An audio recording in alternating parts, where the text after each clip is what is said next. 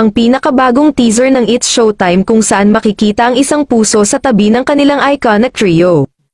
Good news, madlang people, abangan ang mababasa sa caption ng latest social media post ng Kapamilya Noontime Show. Ito ang bagong post sa Facebook ng It's Showtime na pumukaw sa pansin ng mga netizen.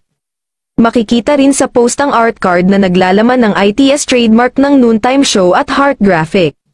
Na-excite ang mga fan, narito ang reaksyon ng madlang people.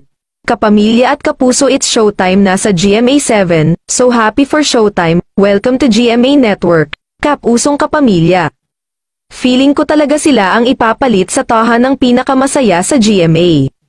Matatandaang maugong ang balitang ang programang pinangungunahan ni Vice Ganda ang ipapalit sa nagsarang tahan ng pinakamasaya sa Kapuso Network.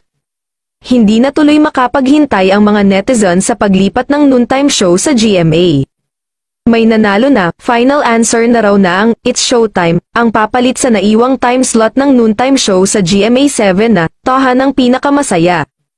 Ang Showtime na ang hahalili sa tahan ng pinakamasaya, at according to the source from GMA7, antayin na lamang daw nating this week ang gaganaping MediaCon ng mga bossing ng GMA at ABS-CBN kasama ang hosts ng It's Showtime, para formal na i-announce ang pagtuntong ng It's Showtime, bilang bagong noontime show ng GMA7 kapalit ng tahanang pinakamasaya.